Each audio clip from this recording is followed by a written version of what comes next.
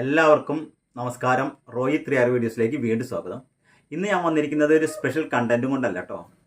ഞാൻ കഴിഞ്ഞ ദിവസം ഒരു വീഡിയോ ഇട്ടിരുന്നു.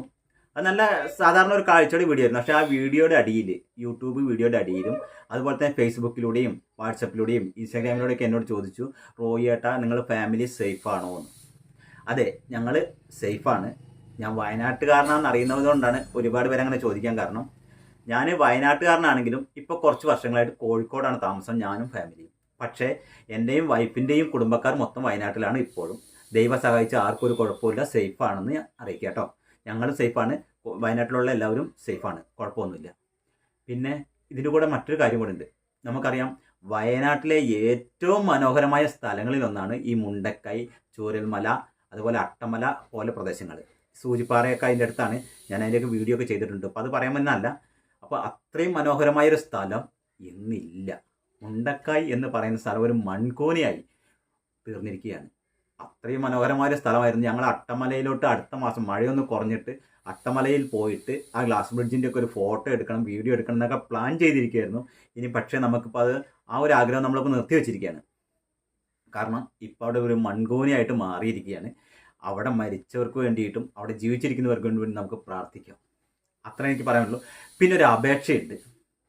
ഈ അപേക്ഷ പറയാൻ കാരണം, നമ്മളിൽ പലരും ഇപ്പം നല്ല റീച്ച് കിട്ടുന്നൊരു സമയമാണല്ലോ അവിടുത്തെ വീഡിയോസും ഫോട്ടോസൊക്കെ എടുത്തിട്ടല്ലേ. പക്ഷേ ആരും അത് ചെയ്യരുത്. അതൊരു ദുരന്ത ഭൂമിയാണ്. അവിടേക്ക് നമ്മൾ ആരും ഇപ്പോൾ പോയി ശല്യപ്പെടുത്താൻ പാടില്ല. അവിടെ ഇപ്പോൾ ഒരു രക്ഷാപ്രവർത്തനം നടന്നുകൊണ്ടിരിക്കുന്ന സമയമാണ്. ഒരുപാട് വാഹനങ്ങൾ ആ റോഡിലൂടെ പോകുന്നുണ്ട്. ആംബുലൻസുകളും ലോറികളും ട്രക്കുകളും മറ്റുള്ള ആവശ്യങ്ങൾക്കായിട്ടുള്ള വണ്ടികളാണത്. അപ്പോൾ നമ്മളൊരു വണ്ടിയും കൊണ്ട് അങ്ങോട്ട് പോയി കഴിഞ്ഞാൽ റോഡ് ബ്ലോക്ക് ആവുകയും ആ രക്ഷാപ്രവർത്തനത്തിന് തടസ്സമാവുകയും ചെയ്യും. വീഡിയോസും ഫോട്ടോസൊക്കെ എടുക്കാൻ ഒരുപാട് സമയങ്ങൾ ഇനിയും കിടക്കുന്നുണ്ട്. നമുക്ക് ആ ദുരന്ത പ്രദേശം കാണിക്കാനുള്ള അവസരങ്ങളുണ്ട്. പക്ഷേ ഇപ്പം അതിനായിട്ട് ആരും ഉപയോഗിക്കരുത്. കാരണം എൻ്റെ 1-2 ഫ്രണ്ട്സ് വയനാട്ടിലോട്ട് പോകുമ്പോൾ ഞാൻ തടഞ്ഞതാണ്. ഞാൻ അവരോട് പറഞ്ഞു, ഇപ്പം നമ്മളവിടെ പോയിട്ട് വീഡിയോ എടുക്കാനോ ഫോട്ടോ എടുക്കാനോ ശല്യപ്പെടുത്താനോ പാടില്ല. ഇപ്പം ആരും അങ്ങോട്ട് പോകരുത്. അവിടെ ഒരുപാട് മനുഷ്യജീവനുകൾ ഇപ്പോഴും മണ്ണിൻ്റെ അടിയിലുണ്ട്. അതുപോലെ തന്നെ ഒരുപാട് പേര് ഹോസ്പിറ്റലുകളുണ്ട്, ക്യാമ്പുകളിലുണ്ട്.